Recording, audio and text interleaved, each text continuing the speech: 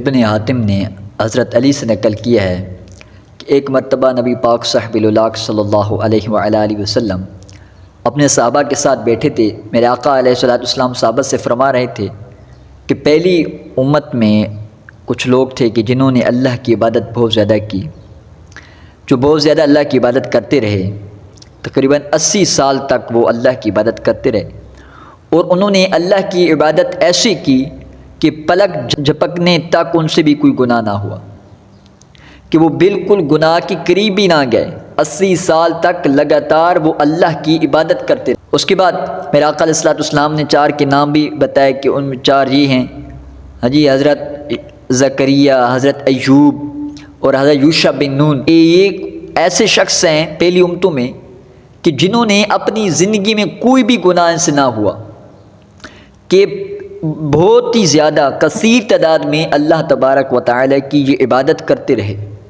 اللہ اکبر۔ اس کے بعد میرے آقا و مولا صلی اللہ علیہ وسلم فرما رہے ہیں کہ ان کی عمریں زیادہ ہوتی تھی، وہ اللہ کی عبادت بھی زیادہ کرتے تھے، ان کو اجر بھی زیادہ ملتا تھا۔ صحابہ بھی میرے آقا کے ساتھ بیٹھے ہیں، میرے آقا علیہ الصلوۃ والسلام نے رنجیدگی کا اظہار کیا کہ ان کی عمریں زیادہ، وہ اعمال میں بھی زیادہ، میری امت کی عمریں کم، یہ اعمال میں بھی کم، ان کو اجر بھی کم ملے گا۔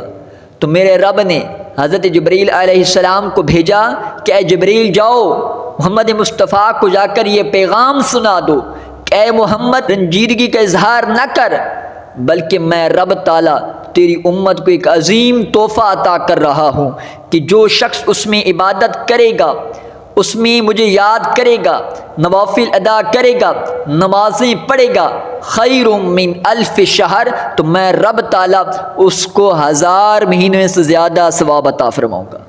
اللہ اکبر۔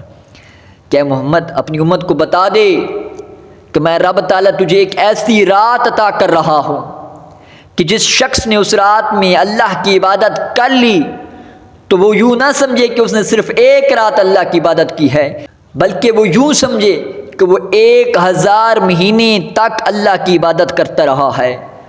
وہ یوں سمجھے کہ وہ 83 سال تک، 80 سال تک لگاتار اللہ کی عبادت کرتا رہا ہے۔ اللہ اکبر۔ وہ کون سی رات ہے؟ لیلۃ القدر والی۔ وہ لیلۃ القدر ہے، وہ قدر والی رات ہے جو رمضان المبارک کے آخری عشرے میں آتی ہے، آخری عشرے کی طاق راتوں میں آتی ہے۔ میرے رب نے اس رات کو بڑا مقام عطا فرمایا ہے، اس رات کا بڑا مرتبہ ہے۔